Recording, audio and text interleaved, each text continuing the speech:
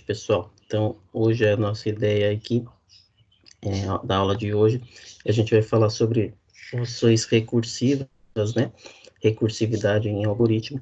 Então, quando a gente fala de recursividade em algoritmo, é importante que a gente entenda bem esse conceito. Então, quando a gente ouve recursividade, a gente está dizendo que uma função, ela vai se auto-chamar, ou seja, ela vai chamar a si própria, né?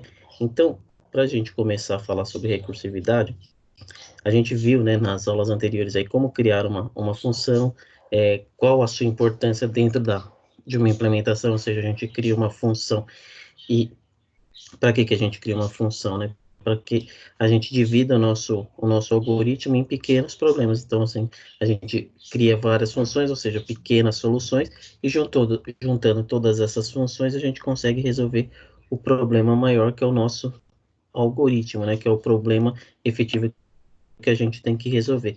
Estudamos também como que é feita as saídas das funções e também as entradas por meio dos parâmetros, né? Lembra que a gente falou na aula passada sobre variáveis locais, variáveis globais e parâmetros, né?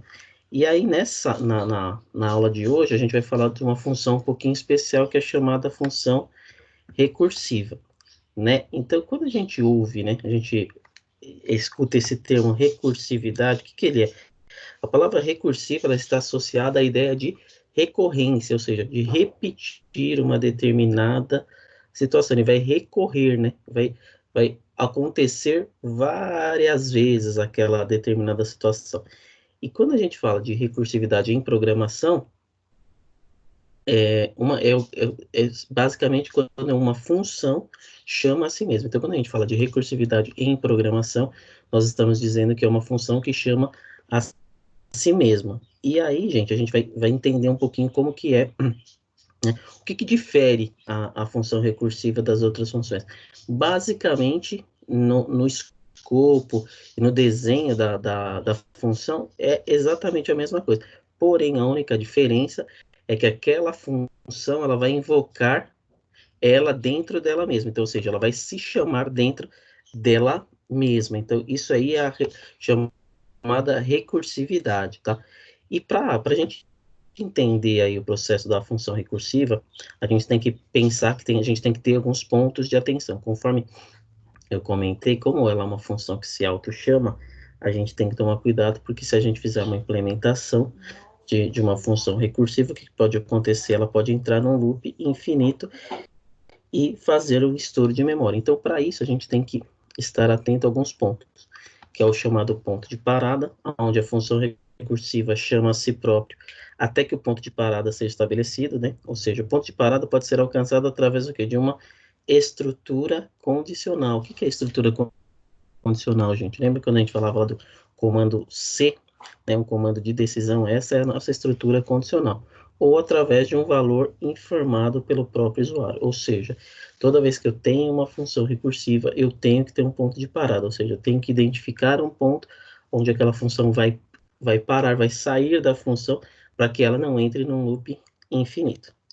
Um outro ponto de atenção que a gente tem que ter é sobre as instâncias, né?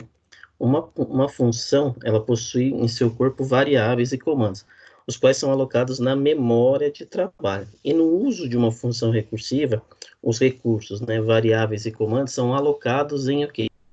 Em instâncias, em outro local da memória, ou seja, a cada chamada da função, ou seja, a cada recursividade, eu tenho novos espaços destinados à execução do programa.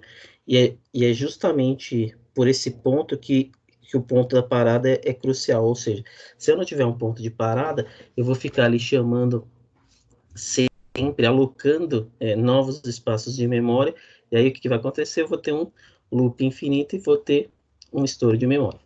A gente tem que ficar atentos também em relação à questão das variáveis. As variáveis criadas em cada instância da função na memória são independentes, ou seja, mesmo as variáveis tendo nomes iguais, cada um tem seu próprio endereço de memória, ou seja, aqui também tem a ver com essa questão da instância, porque ele vai criando o seu próprio endereço de memória e vai alterando o valor, e um valor, né, não vai afetar o outro, porque ele vai criando por instância, como a gente falou ali, cada instância tem seu endereço de memória. E nesse caso, se a gente também fizer isso, a gente vai ficar criando constantemente variáveis, né?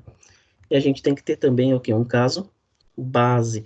Ou seja, toda função recursiva obrigatoriamente tem que ter o quê? Uma instância com o caso que interromperá a chamada a novas instâncias, que é chamado caso base, que basicamente é parecido aí com o ponto de parada. E essa instância é chamada de caso base, pois representa o caso mais simples, que resultará na interrupção. Ou seja, para você implementar uma função recursiva, você sempre tem que ter um ponto como base. Você tem que ter um processo simples que vai gerar o quê? A interrupção, que é o chamado ponto de parada, né?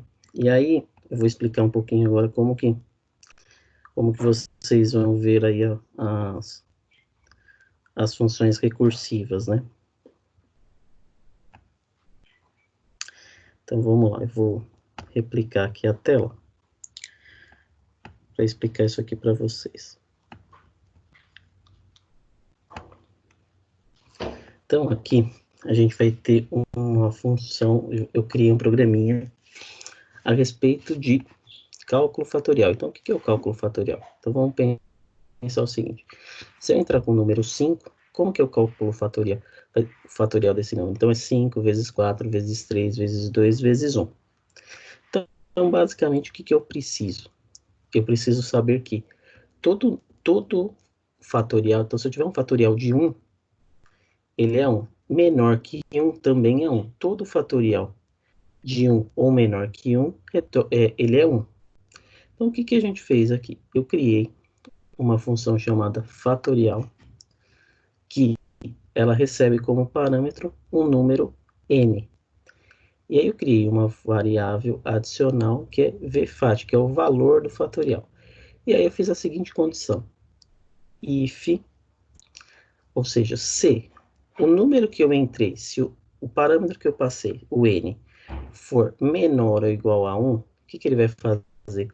Se eu tenho um fatorial de 1 ou menor que 1, ele retorna o quê? 1, que é o valor do fatorial, ou seja, ele vai retornar o valor 1.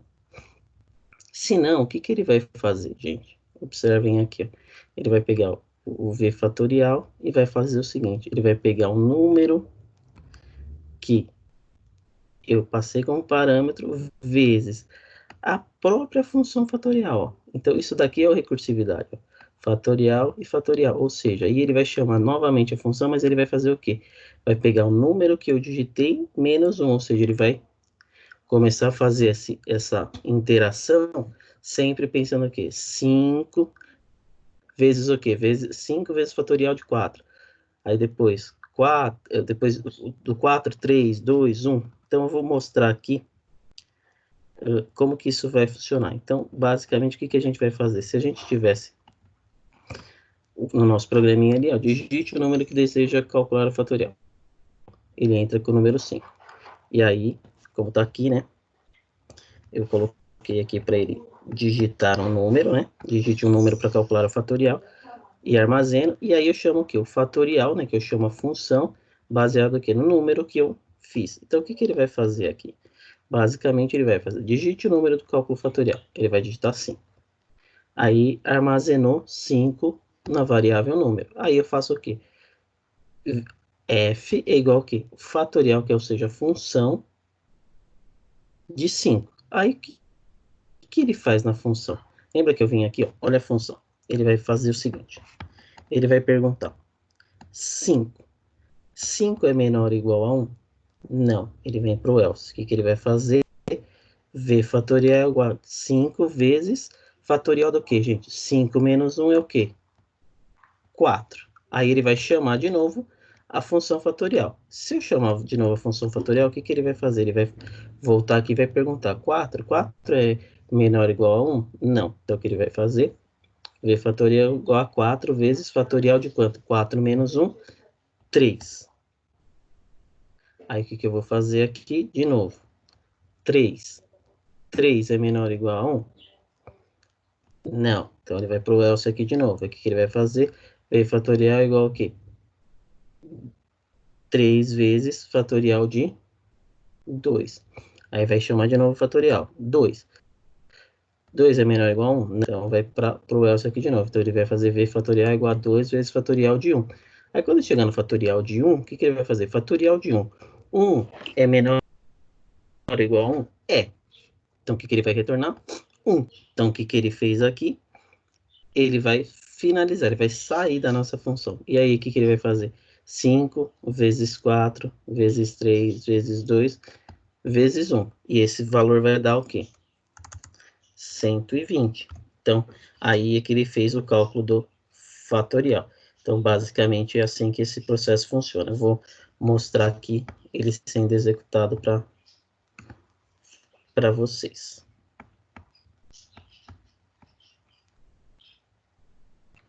Então, 5 fatorial, o que ele vai fazer? O fatorial de 5 é o quê? 120. Ok? Vamos fazer uma outra execução para a gente ver. O fatorial de 3, por exemplo, quanto é? O fatorial de 3 é 6. 3 vezes 2 vezes 1. 3 vezes 2, 6. 6 vezes 1, 1. Então, vai dar 6 vezes 1, 6, né? Vai dar 6. E aqui, vamos colocar um outro número. Vou colocar aqui um fatorial de 9, por exemplo. Quanto que ele vai dar? Ó, 362.880. Então, é assim que a gente calcula o nosso fatorial. Então, aqui, gente, eu vou deixar um pouquinho para vocês copiarem aqui a nossa função recursiva. Então, de novo, né, o que vale bastante, né, é bem importante para que vocês entendam, é que uma função recursiva é quando ela chama a si mesma, ou seja, ela vai se auto-invocar, né? Porém, para que a gente faça isso, a gente sempre tem que pensar que a gente tem que ter o quê? Um ponto de parada, né? Baseado aqui num caso base, que é o que? O processo mais simples, onde ele vai sair daquela função, ok? Então, vou deixar aqui os minutinhos para que vocês possam copiar aí esse exercício e executem, ok?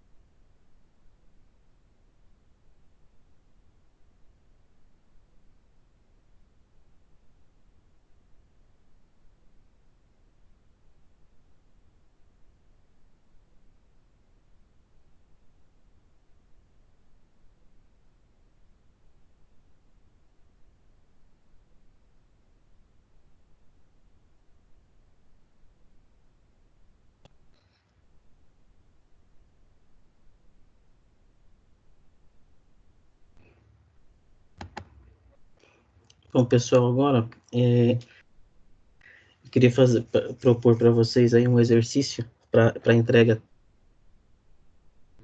7.6, que é: implemente uma função recursiva que, dados dois números inteiros x e n, calcula o valor de x elevado a n.